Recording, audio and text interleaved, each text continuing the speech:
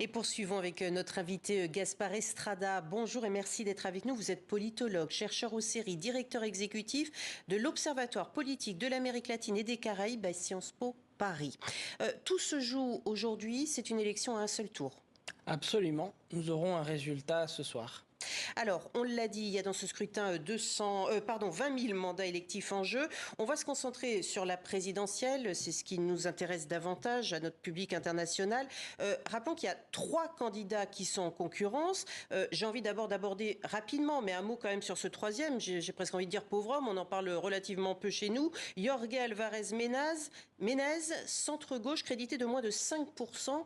Il ne séduit pas au Mexique ?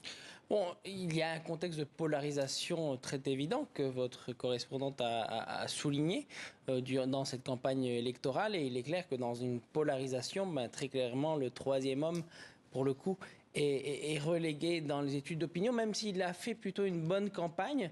Il avait commencé cette campagne avec moins de 3% d'intention de vote. Et selon les instituts, certains parlent de 5, mais d'autres le mettent un peu plus haut. Et de son point de vue, il a réussi sa campagne. Il n'aspirait pas à remporter cette élection. Il se situe où sur l'échiquier politique plutôt centre-gauche, mais voilà, pour lui, c'était plutôt donner de la crédibilité à sa formation et lui permettre d'avoir un certain nombre d'élus pour être présent lors du prochain mandat. Alors, donc le scrutin, on l'a compris, se joue entre deux femmes, Xochitl Gálvez et Claudia Sheinbaum. L'une et l'autre sont créditées respectivement de 30 et de 53% des intentions de vote. On a presque envie de dire que les jeux sont faits, mais enfin bon, les urnes n'ont pas encore ouvert. Qu'est-ce qui fait la force de Claudia Sheinbaum? Est-ce que c'est le capital popularité finalement de son prédécesseur, López Obrador, qui quitte le pouvoir avec plus de 60% de soutien, j'ai vu? Absolument. Il y a très clairement une volonté de traduire politiquement cette filiation entre Andrés Manuel López Obrador et Claudia Sheinbaum. C'était d'ailleurs un des axes principaux de la campagne de l'ancienne maire de Mexico, qui avait pour slogan de dire que la 4e transformation, qui est en quelque sorte le slogan du gouvernement actuel, allait avoir un deuxième étage. Et donc, c'est assumer cette filiation avec AMLO, notamment en ce qui concerne les politiques sociales qui ont été mises en place ces 6 dernières années et en créant de nouvelles politiques, notamment en visant les jeunes et les seniors. D'autre part, il y a aussi un autre élément qui a été souligné par votre correspondante, c'est l'aspect environnemental. À la base, Claudia Sheinbaum n'est pas une politicienne traditionnelle puisqu'il a eu une carrière académique. Elle était ministre de l'Environnement. Elle a été ministre, elle s'occupait de l'environnement lorsque López Obrador était maire de Mexico. D'accord. Donc elle était adjointe à l'environnement. Ça a toujours été son dada, enfin. Absolument. Et donc, de ce point de vue-là, on peut s'attendre à ce que les questions environnementales soient davantage au centre de l'agenda gouvernemental si Claudia Sheinbaum est élue. Et donc, de ce point de vue-là, elle cherche aussi à créer une certaine forme de différenciation par rapport à son mentor. Alors, on parle justement d'humanisme mexicain, d'austérité républicaine. C'est ça les deux mots d'ordre de cette candidate?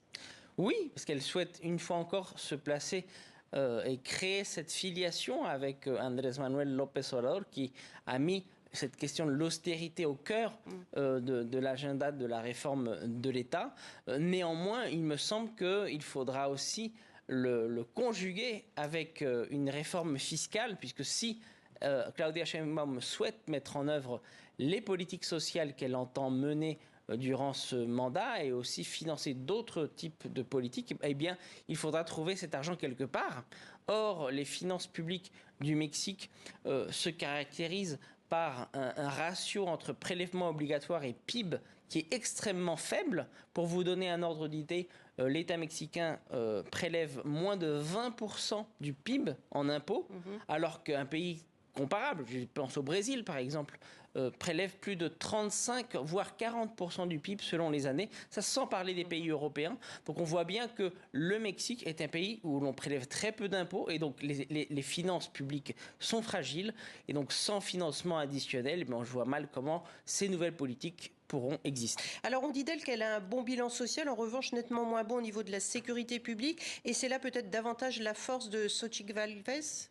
Absolument. Xochitl Gálvez, la candidate donc, de cette coalition qui va du centre-gauche à la droite, a mis le paquet sur la question de la sécurité, justement pour mettre en avant la plus grande fragilité de ce gouvernement. C'est le problème numéro 1 au Mexique. Absolument. Et si Claudia Sheinbaum est élue ce soir, eh bien, il s'agira de sa priorité immédiate, compte tenu des statistiques qui sont terrifiantes pour le pays, que ce soit les violences de manière générale, mais aussi les violences politiques. Il y a eu une vingtaine de candidats. 25, je crois. Ouais. Oui, bon, il y a selon les statistiques, mais disons qu'il y a plus d'une vingtaine de candidats qui ont été assassinés, notamment durant la seule campagne. Durant cette campagne, notamment au niveau local. Et il y a aussi des violences faites contre les journalistes. Il y a énormément de féminicides. Donc il est clair qu'il s'agit d'un pays violent et qu'il s'agit pour le gouvernement de mettre en œuvre une stratégie pour le résorber. Et que ce soit l'une ou l'autre, j'imagine également que l'une de ces préoccupations, ce sera le résultat de l'élection présidentielle aux États-Unis également, dans les relations entre Mexique et États-Unis. Sans aucun doute. Les États-Unis est le principal partenaire du Mexique. Donc non que seulement ce soit Trump ou Biden, ça changera la donne. Absolument, notamment en matière migratoire. Merci beaucoup Gasper Estrada pour votre analyse donc, sur cette élection au Mexique, ces élections, tellement il y en a. Merci beaucoup.